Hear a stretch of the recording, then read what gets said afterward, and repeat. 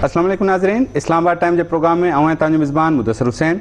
नाज़रीन, इस्लामाबाद टाइम के अॼु प्रोग्राम में मौजूदा सियासी सूरत हाल ते ॻाल्हि ॿोल कंदासीं। ख़ासि तौर ते जेको इलेक्शन कमीशन जो फॉरेन फंडिंग के हवाले से फ़ैसिलो आयो आहे, उन खां पोइ सियासी हलकनि में वॾी हलचल मची वई आहे। छाकाणि तहरीक इंसाफ़ हिकु सियासी पार्टी त आहे, पर इलेक्शन कमीशन के फ़ैसिले खां पोइ तहरीक इंसाफ़ जो सियासी कैरियर ख़तरे में पइजी वियो आहे।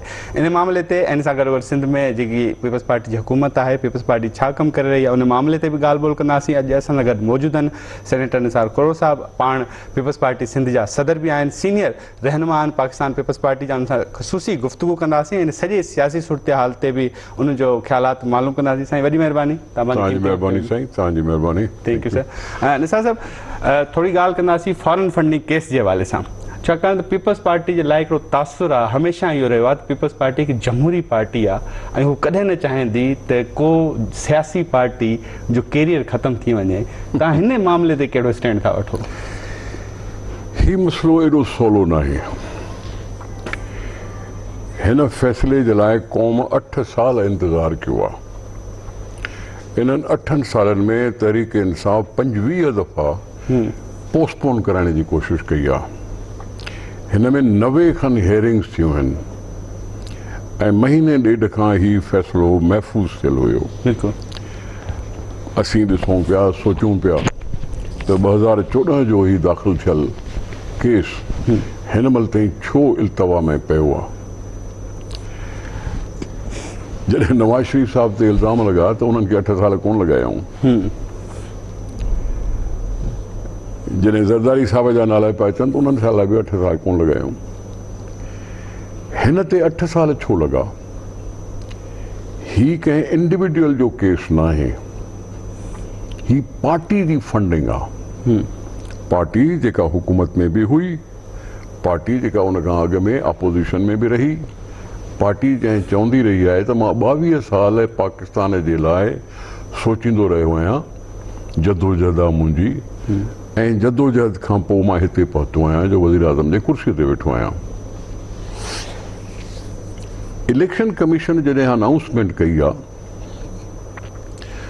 त हुन लफ़्ज़ इस्तेमालु कयो आहे ममनुआ फंड, यानी प्रोहिबिटेड फंड। फॉरेन न आहे चयो, ममनुआ चयो आहे, मतलब गैर कानूनी आहे। ममनुआ जंहिंजी बंदिश हुई, जंहिं ते पाबंदी हुई, जंहिं ते जायज़ न हो कंहिं पार्टीअ खे अहिड़े क़िस्म जी फंडिंग वठणु। नाला बि ॾिना अथऊं, केतिरनि मुल्कनि मां आई आहे।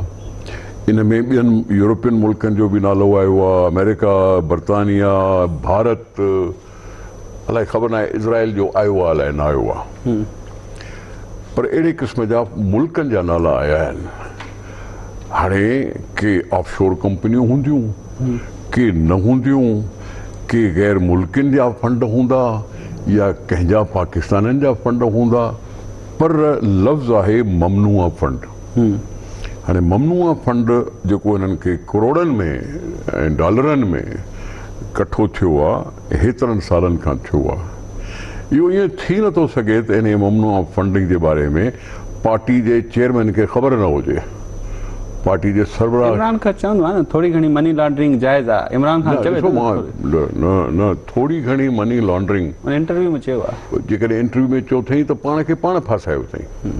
लफ़्ज़ आहे मनी लॉन्ड्रिंग, चाहे रुपए जी हुजे चाहे करोड़नि जी हुजे, पाण थो चवे त जायज़ आहे थोड़ी घणी। हाँ थोड़ी घणी, मां उनजो छा सम्झां? बिल्कुलु हिन मुल्क जे वज़ीर आज़म खे थोड़ी घणी 1 करोड़ डॉलर बि थोरो थी सघे थो, 5 करोड़ डॉलर, 10 करोड़ डॉलर वॾा बि थी सघनि था। थोड़ी घणी जो मतिलबु मां नथो सम्झां।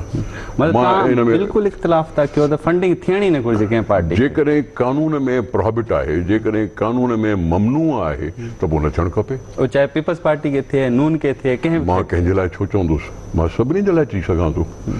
पर ॻाल्हि इहा आहे त साईं जो छा हो ख़्यालु? साईं जो ख़्यालु हो त मुंहिंजो हिसाब किताब न कयो वञे, ॿियनि सभिनी पार्टियुनि सां गॾाए मुंहिंजो हिसाब किताब कयो वञे।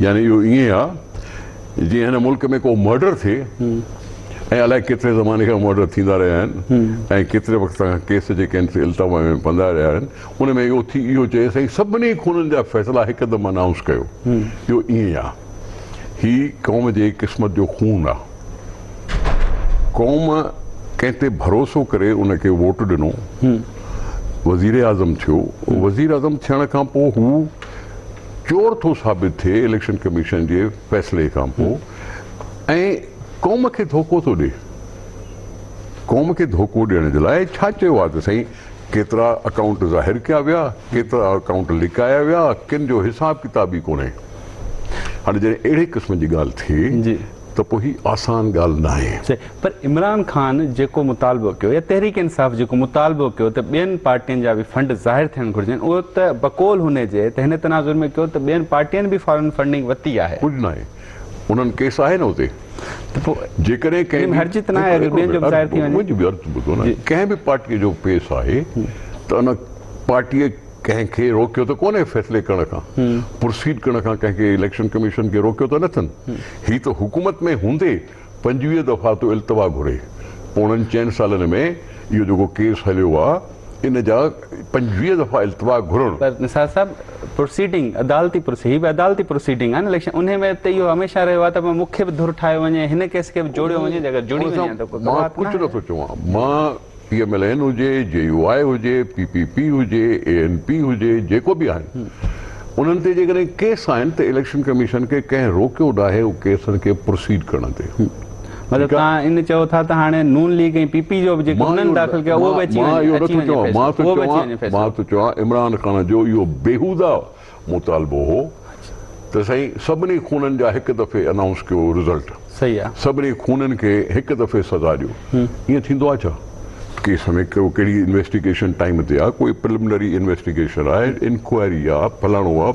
प्रोसीडिंग जेकॾहिं आहिनि त सभिनी पार्टियुनि ते अच्छा निसार साहब तव्हां चयो त 8 साल छो थिया आहिनि हाणे 8 साल जो ज़िक्र कयो त 8 साल ते इल्तवा रहियो हाणे तव्हां हिनखे 4 साल ज़िम्मेवार नून लीग खे करार ॾींदो त 2014 खां वठी 2018 ताईं नून लीग जी नवाज़ शरीफ़ जी हुकूमत रही उन वक़्त में इहो केस फाइल थियो त उन वक़्तु उन केस जो फ़ैसिलो न अचणु इहा हुननि जी बि खामी आहे अर्ज़ु कयां ही केस दाख़िल कंहिं कयो अकबर एस बाबर केरु हुओ उन्हनि जो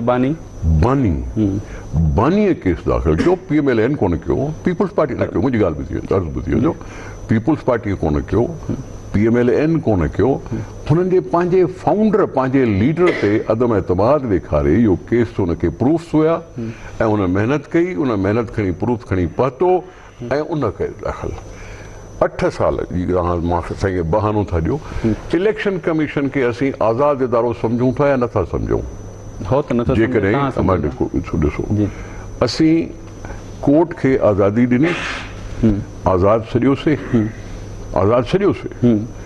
अहिड़े नमूने सां इलेक्शन कमीशन खे बि आज़ादु छॾियोसीं अरिड़हीं तरमीम में जेका 2010 में थी हुन में छा हो त लीडर ऑफ अपोजिशन ऐं लीडर ऑफ हाउस कंसेंसस पैदा करे कंहिं इलेक्शन कमिश्नर खे मुक़ररु करे सघंदा ठीकु आहे हिन चीफ इलेक्शन कमिश्नर खां अॻु में त जस्टिस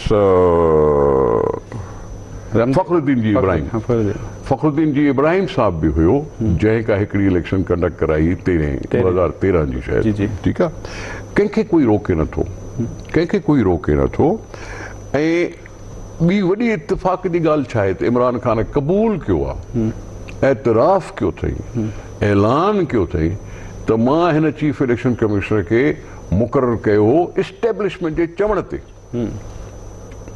चयो अथई ठीकु आहे हाणे इस्टेब्लिशमेंट जे चवण ते जेकॾहिं चीफ इलेक्शन तूं पाण थो मुक़ररु करे ऐं उहो फ़ैसिलो थो करे त तूं उनखे बायस छो थो चवें तूं उनखे यकतरफ़ा छो थो चवें तूं उनखे तासुब जो छो थो चवें तो छो चयो त इस्टेब्लिशमेंट जे करे मां हुनखे मुक़ररु कयो जॾहिं तोखे असां चवंदा हुआसीं त तूं सिलेक्टेड आहे त उन महिल तूं छो न चवंदे त हा मां सिलेक्टेड आहियां ऐं तोखे इस्टेब्लिशमेंट चवे त तूं उहो मुक़ररु करे छॾ मतिलबु साहब तव्हांजी ॻाल्हि में हीअ शइ त ज़ाहिर थी वई न त ही इलेक्शन कमीशन जो पंहिंजो इख़्तियार हो इल्तवा जो शिकार करणु पंहिंजे तहत हिकिड़ो सेकेंड मुंहिंजो माफ़ीअ सां इलेक्शन कमीशन वटि केस हुयो इलेक्शन कमीशन वटि विया केरु पोस्टपोन कराइण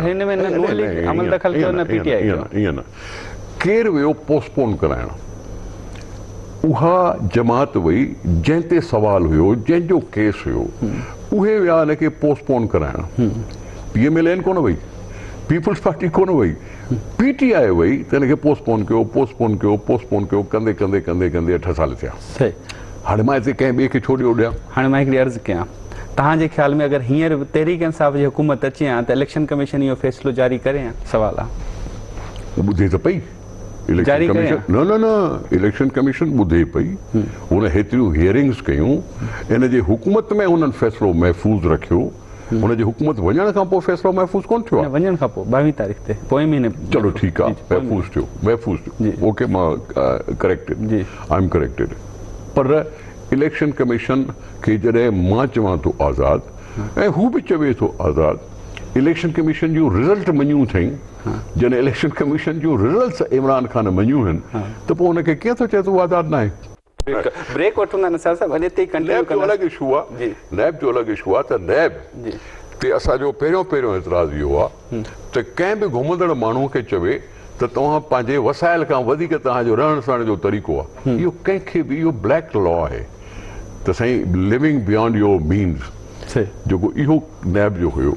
उन खां पोइ 3 महीना उन्हनि खे क़ैद में रखण जो जेको अख़्तियार हुयो, कुझु अहिड़ी क़िस्म जूं ॻाल्हियूं जेके जाइज़ न आहिनि, असां उन्हनि ते ज़रूरु एतिराज़ हाणे बि कंदासीं, सुभाणे बि कंदासीं, कल्ह बि कयोसीं। बिल्कुलु। ब्रेक था वठूं, ब्रेक खां पोइ ॿीहर हाज़िर थींदासीं, ॻाल्हि ॿोल जे सिलसिले खे वधाईंदासीं नाज़रीन, ऐं वठूं था ब्रेक, ऐं ब्रेक खां पोइ ॿीहर हाज़िर थींदासीं।